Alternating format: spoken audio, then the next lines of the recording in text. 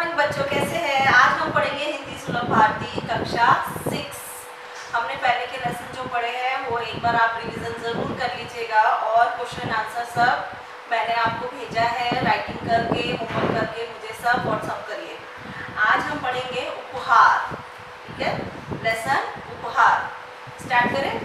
चलिए, इसमें फर्स्ट देखिए आप पिक्चर्स हैं बनी हुई, नाम हमारे। पहली पिक्चर ये मैं आपको दिखाती हूँ कैमरे पे, ये देखिए पहली पिक्चर कौन सी है? घर, तो यहाँ पे लिखेंगे घर। दूसरी पिक्चर है नदी, क्या है? नदी। तीसरी पिक्चर क्या है? ये देखो क्या बना है, ये अमरूद, ठीक है? ये देखिए यहाँ पे इस पिक्चर में क्या बना है, इस चित्र में क्या बना है? पहाड़। ये नेक्स्ट पिक्चर में ये है अनाज, क्या है ये? अनाज। ये है चाबी, ये क्या? चाबियां। ये खूब सारी चाबियां ना, तो इसको लिखेंगे चाबियां। यहाँ पे देखिए इस पिक्चर में क्या है? बहुत सारे बच्चे बैठे हुए हैं, तो ये क्या है? बच्चे। ये ग्लास। और नेक्स्ट पिक्चर में देखिए कौन है? ये वृद्ध, मतलब बुजुर्ग। और लास्ट में पिक्चर में देखिए क्या है? बॉक्स के अंदर क्या रखा है? लड्डू, ठीक है? देखा, ये सारे नाम आप यहाँ पे लाइन से लिखिए। इसके बाद हम लेसन स्टार्ट करेंगे। चलिए लेसन स्टार्ट करते हैं। लेसन का नाम है उपहार। स्टार्ट करते हैं। एक गांव में ऋत्विक नाम का लड़का रहता था। वह बहुत गरीब था। गांव के पास पुस्तक मेला लगा था। उसने माँ से कहा, मैं भी मेला देखने जाऊंगा। उसकी माँ बोली, देखो घर में कोई बड़ा नहीं है, तुम अकेले कैसे जाओगे इतनी दूर बेटा? मेला देखने की जिद छोड़ दो, चलो दूध पी लो। अपनी माँ की बात सुनकर ऋत्विक उदास हो गया और एक पेड़ के नीचे बैठ गया। इस पैराग्राफ में है कि एक लड़का जो गांव में रहता था, उससे पुस्तकों से बहुत प्यार था, उसे पढ़ना बहुत अच्छा लगता था। तो उसने माँ से बोला कि मुझे पुस्तक मेला देखने जाना है। पुस्तक मेला जहाँ बहुत तरह तरह के विषयों की पुस्तकें रहती है, तो उसने अपनी माँ से कहा कि मुझे वो पुस्तक मेला देखने जाना है। उसकी माँ ने बोला कि तुम बहुत छोटे हो, अकेले कैसे जाओगे, इसलिए नहीं जाना है, मना कर दिया। तो वो नाराज हो गया माँ से और जाके घर के बाहर एक पेड़ था उसके नीचे बैठ गया। अचानक उसकी दृष्टि दूर पेड़ों के पीछे गई, जहाँ बहुत तेज रोशनी थी। वह उठकर वहाँ गया। वहाँ सुनहरे पंखों वाली एक परी खड़ी थी। ऋत्विक ने हैरानी होकर उस परी से पूछा, तुम कौन हो? वह बोली, मैं परी हूँ, लेकिन तुम यहाँ उदास होकर क्यों बैठे हो? आप देखिए इस पिक्चर में ऋत्विक घर से बाहर आके बैठ गया है। तो उसने देखा, दूर पेड़ के पीछे देखा कि उसने कोई रोशनी हो रही है बहुत।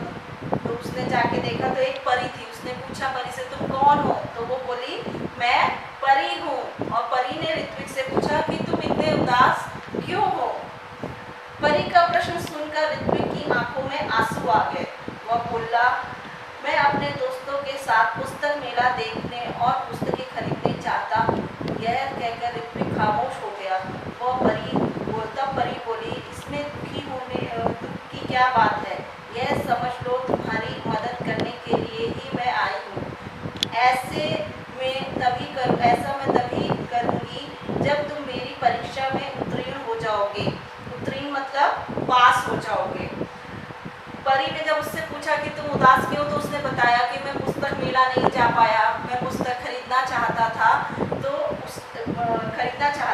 परी ने क्या बोला उससे, कोई बात नहीं, मैं तुम्हारी मदद करूंगी, लेकिन उससे पहले मैं तुम्हारी परीक्षा लूंगी, जिसमें अगर तुम पास हो गए तो मैं तुम्हारी मदद करूंगी।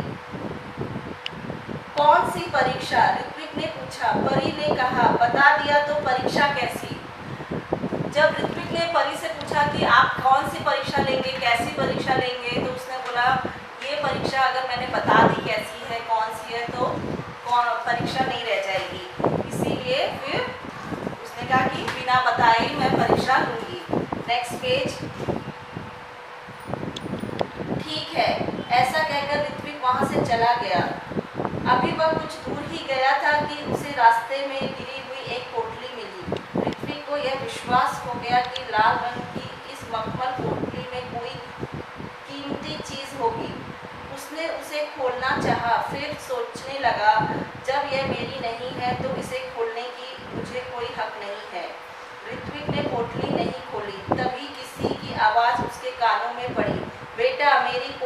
गई है रास्ते में, क्या तुमने देखी? ऋत्विक से जब परी ने परीक्षा की बात करने के बाद ऋत्विक अपने घर की तरफ जाने लगा तो उसे रास्ते में क्या मिली? लाल रंग, रेड कलर के मखमल की एक पोटली मिली, जिसमें उसे लगा कि कुछ कीमती चीज है। तो उसने सोचा कि ये किसकी है। तभी उसको किसी ने आवाज दी कि बेटा, क्या तुमने मेरी पोटली देखी है? ऋत्विक ने पूछा, किस रंग की थी? लाल रंग की, राहगीर ने बताया। और कोई पहचान बताओ। ऋत्विक ने राहगीर से कहा, उस पर एक परी का सुनहरे रंग में चित्र बना है। राहगीर का जवाब था। ऋत्विक ने अपनी थैली से जब यह पोटली निकाली तो उस पर छपा परी का चित्र चमकने लगा। ऋत्विक ने वह पोटली राहगीर को दे दी। ऋत्विक ने राहगीर से पूछा पहले कि किस रंग की है, क्योंकि झूठ भी बोल के कोई ले सकता है ना, इसलिए। तो ऋत्विक ने पहले पूछा किस रंग की है, उसके ऊपर कोई चित्र या कोई निशानी है। तो उसने राहगीर ने जो बोला कि उसके ऊपर परी की चित्र बना है। तो जब परी का चित्र ऋत्विक ने देखा तो वो परी का चित्र चमकने लगा और ऋत्विक ने वो थैली राहगीर को दे दी। सुबह उठकर वह वहीं पहुंचा जहां उसे परी मिली थी। देखा तो वहां कोई नहीं था। वह बैठ गया। उसकी आंखों के सामने वही लाल रंग की पोटली दिखाई देने लगी। तभी तेज प्रकाश फैला। उसके सामने परी खड़ी थी। अगले दिन सुबह उठकर ऋत्विक तुरंत उसी पेड़ के पास गया। उसको लगा कि आज मेरी परीक्षा होगी, इसीलिए वह सुबह सुबह तुरंत उधर पेड़ के पास गया और उसने देखा वहां कोई नहीं था। तो वो उदास हो गया। उतनी देर में परी उसके पास आ गई और उसने देखा कि ऋत्विक वहां बैठा हुआ है। परी ने दोनों हाथ पीछे थे। परी ने पूछा, कैसे हो? ठीक हूँ, ऋत्विक ने जवाब दिया। तभी परी ने कहा, अपनी आंखें बंद करो, मैं तुम्हें इनाम दूंगी। किस बात का? ऋत्विक ने पूछा। परी उसके पास आई। उसके दोनों हाथ पीछे थे। परी ने कहा कि मैं तुम्हें आज इनाम दूंगी। तो ऋत्विक ने पूछा, किस चीज का इनाम? क्योंकि ऋत्विक को तो पता नहीं था ना कि उसकी परीक्षा हो चुकी है। तुम उत्तीर्ण हो गए हो इसलिए, परी बोली। परी की बात ऋत्विक की समझ में नहीं आ रही थी। उसने आंखें बंद कर ली। परी ने उसके हाथों में एक मखमली थैली पकड़ा दी। ऋत्विक ने देखा तो हैरान रह गया। यह तो वही पोटली थी जो उसने राहगीर को दी थी। परी ने कहा, कल मैंने ही तुम्हारी ईमानदारी की परीक्षा ली थी। वह राहगीर भी मैं ही थी, इसीलिए मैं तुम्हें यह इनाम दे रही हूँ। ऋत्विक ने जब आंखें बंद की तो परी ने उसके हाथों में क्या रखा? वही मखमल वाली पोटली रखी जो कल उसने उस राहगीर को दी थी। ठीक है, तो उस परी ने बताया ऋत्विक को कि मैंने ही कल तुम्हारी परीक्षा ली थी। परी ने ऋत्विक को समझाया, ईमानदार व्यक्ति के जीवन में किसी वस्तु की कमी नहीं होती। जाओ, अब तुम्हें मनचाही वस्तु मिलेगी। ऋत्विक के पास शब्द नहीं थे जिससे वह परी को धन्यवाद देता। खुशी से उसकी आंखें भर आई। ऋत्विक बहुत खुश हो गया अपनी पसंद की इनाम पाके और वो खुशी से उसकी आंखों में आंसू आ गए।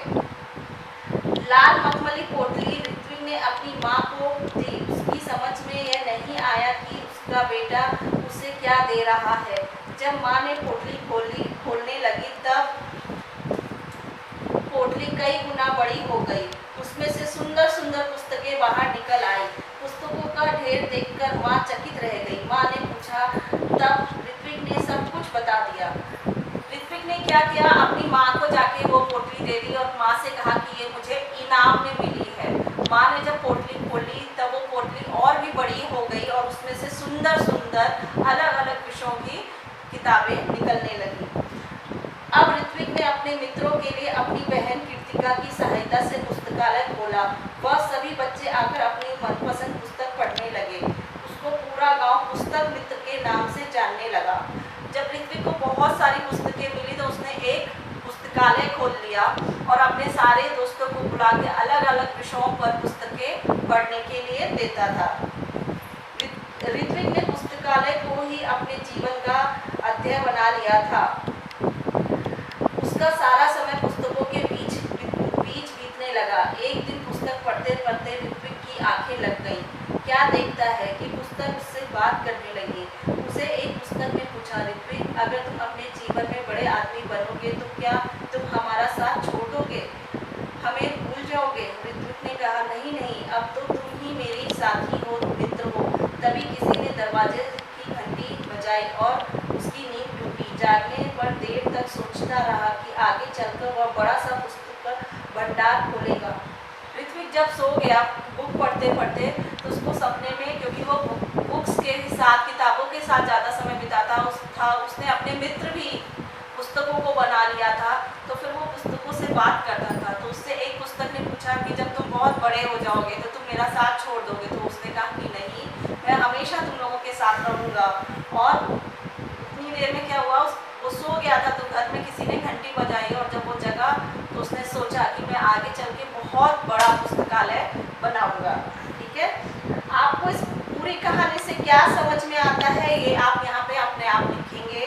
ये अर्थ तेज, प्रखर, पोटली, छोटी थैली, हैरान, चकित, राहगीर, पथिक। ये आप लिख के मुझे व्हाट्सअप करो, याद करके रखो।